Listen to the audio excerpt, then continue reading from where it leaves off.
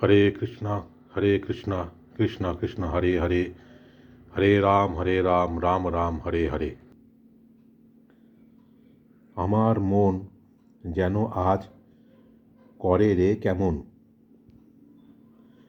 আমায় ধর নিতাই।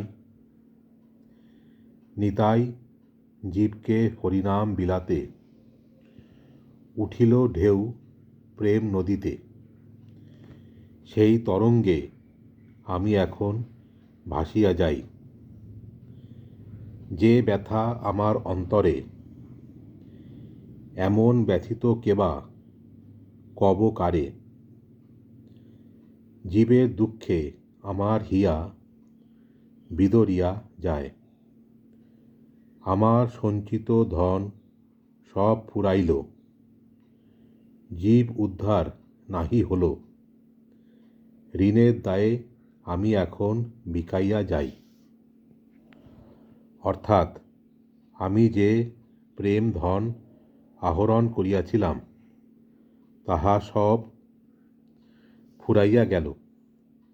আমি যে প্রেম দিব বলিয়া জীবের নিকট সত্যে আবদ্ধ আছি, সে ধার শুধিতে পারিলাম না। করুণাময় নিতাইয়ের তখন সমুদায় মনে পড়িল।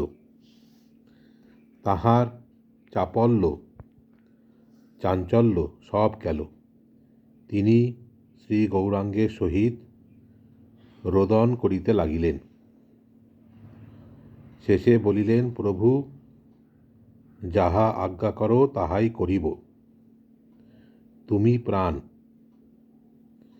আমি দেহ, তোমার বিরহ আমার সহ্য করিতে হইবে, তাহাই হউক।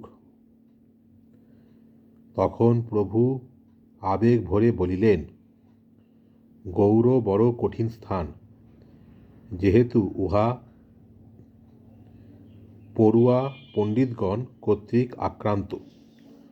ওরূপ স্থানে ধী শক্তিসম্পন্ন বস্তুর প্রয়োজন। তোমা ভিন্ন আর কেহ সেখানে কৃতকার্য হইতে পারিবে না। এখানে একটি নিগূঢ় রহস্য বলিব। প্রভু এইরূপে সমস্ত ভারতবর্ষে আপনার ভক্ত পাঠাইয়া জীব উদ্ধার করিয়াছিলেন। যিনি যে স্থানের উপযুক্ত তাহাকে সেই স্থানে নিযুক্ত করেন। গৌর বড় জ্ঞানের স্থান, তাই আনন্দের প্রকাশ শ্রী নিত্যানন্দকে সেখানে পাঠাইলেন। ভাবিলেন, জ্ঞান আনন্দের নিকট খর্ব হইবে। আবার যেখানে ভক্ত দ্বারা কার্য না হইত, সেখানে আপনি করিতেন। প্রভু তারপর শ্রী নিত্যানন্দের হাত দুখানি ধরিয়া আবেগ ভরে বলিতে লাগিলেন, শ্রীপাদ, তুমি ভিন্ন, আমার হৃদয়ের ব্যথা বলিবার আর কেহ নাই। আর তুমি ভিন্ন, গৌরদেশ উদ্ধাররূপ দুষ্কর কার্য সাধন করে এমনও আর কেহ নাই। তুমি উদাসীন ব্রত লইয়া এখানে রহিলে, আর জীব হাহাকার করিতে লাগিল। কাজেই তুমি তোমার গণসহ গৌরদেশে যাইয়া হরিনাম দিয়া চণ্ডাল উদ্ধার করো। মূর্খ নীচ, পণ্ডিত পড়ুয়া, দুর্মতি পাপী সকলে যেন অনায়াসে হরিনাম করিয়া সুখী হইতে পারে। নিতাইয়ের সঙ্গে গদাধর দাস গৌড়ে গিয়াছিলেন। প্রভু ও নিতাইয়ে কি কথা হয় তাহা তিনি সমুদায় অবগত ছিলেন। সেই দাস গদাধরের পদ শ্রবণ করুন। বিরলে নিতারে পাইয়া নিজ কাছে বসাইয়া মধুরভাবে কন ধীরে ধীরে, জীবেরে সদয় হয়ে হরিনাম লওয়াও গিয়ে, যাও নিতাই সুরধ্বনি তীরে। প্রভু কহে নিত্যানন্দ, সব জীব হইল অন্ধ, কেহ তো না পাইল হরিনাম। এক নিবেদন তোরে, নয়নে দেখিবে যারে, কৃপা করে লওয়াইবে নাম। কৃত পাপী দুরাচার, নিন্দুক পাষণ্ডী আর, কেহ যেন বঞ্চিত না হয়।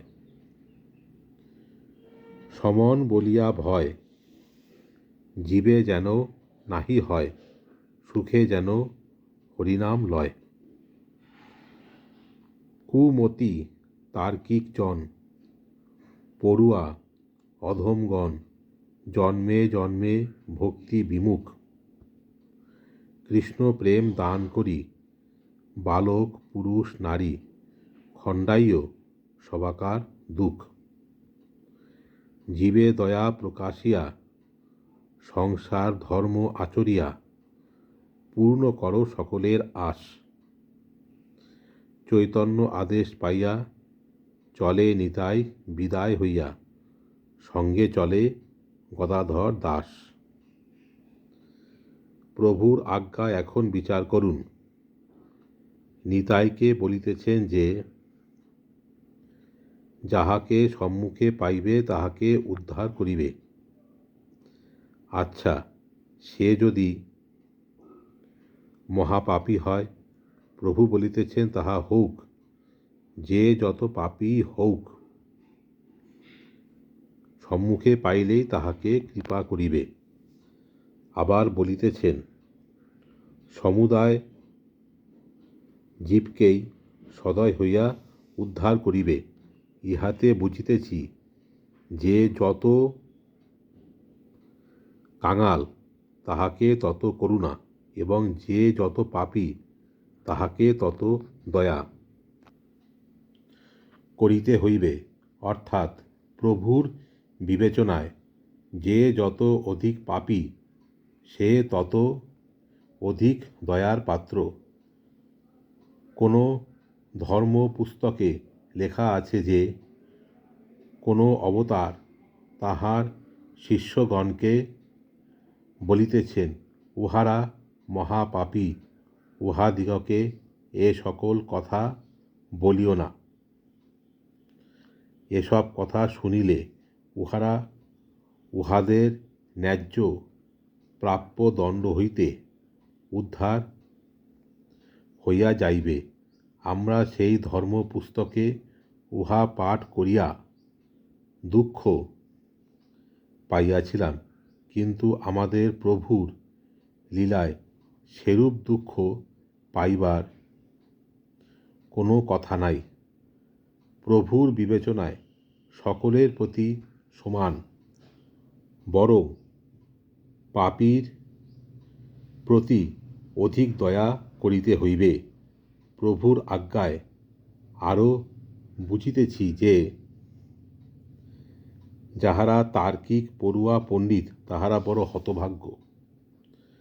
আরও বুঝিতেছি যে, জীবের দুঃখ কেবল তাহারা ভক্তি হইতে বিমুখ বলিয়া। অতএব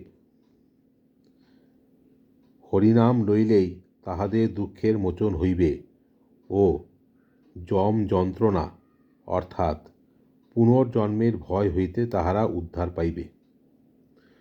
প্রভুর আজ্ঞায় আরও বুঝিতেছি যে, প্রভু যাহাই হউন, তিনি আমাদের জাতীয় জীব নহেন।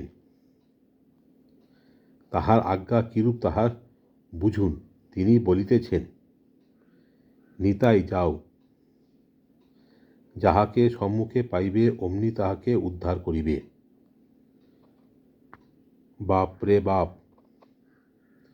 সম্রাট নেপোলিয়ান তাহার সেনাপতিকে জগৎ জয় করিতে বলিতে পারেন, ইহাতে অমানসিকতা কিছুই নাই।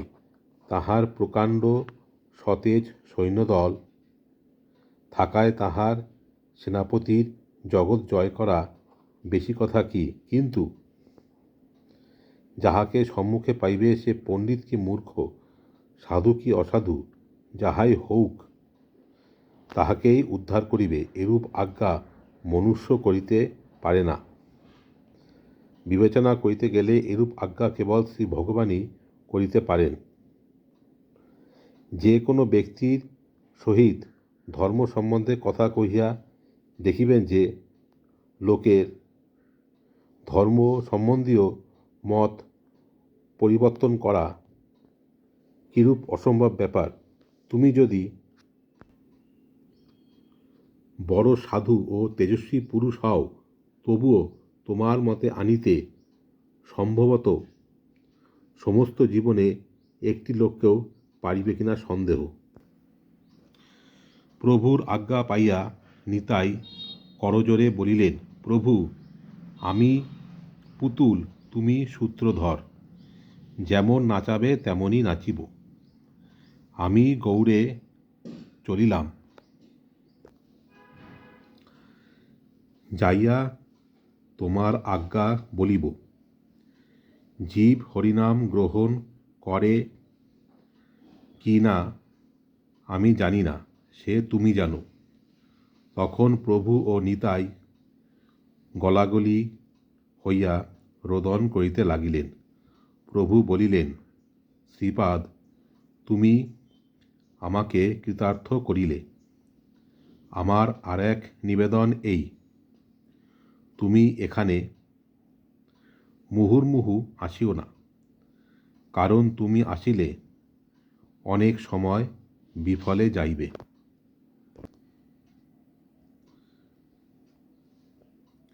নিতাই এ কথার কোনো উত্তর করিলেন না। তখন প্রভু নিতাইকে সাহায্য করিবার জন্য তাহার সঙ্গে কতকগুলি সহচর দিলেন, যথা খানাকুল কৃষ্ণনগরের অভিরাম বা রামদাস, পানিহাটির গদাধর দাস, পদকর্তা বাসু ঘোষ প্রভৃতি। ইহারা সকলেই প্রায় বদ্ধ পাগল। আবার গৌড়ে পাঠাইবার সময় প্রভু তাহাদিগকে এমনই শক্তিসম্পন্ন করিয়া ছাড়িয়া দিলেন যে সকলেই একেবারে বাহ্যজ্ঞান শূন্য হইয়া বাঙ্গালায় আসিতে লাগিলেন। কোন পথে আসিতেছেন, কোথা যাইতেছেন, কিছুরই ঠিকানা নাই। কখনো পশ্চিম, কখনো পূর্ব, কখনো উত্তর, কখনো দক্ষিণ, এইরূপ করিয়া কোনো ক্রমে সুরধুনী তীরে পানিহাটি গ্রামে আসিলেন। আসিতে আসিতে রামদাস এক দিবস গোপালভাবে ত্রিভঙ্গ হইয়া দাঁড়াইয়া থাকিলেন। এইরূপে সেদিন কাটিয়া গেল।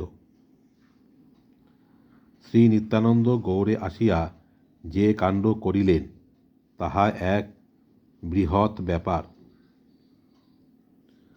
নিতাইয়ের পায়ে নূপুর সুরধুনী তীর দিয়া নাচিতে নাচিতে চলিয়াছেন,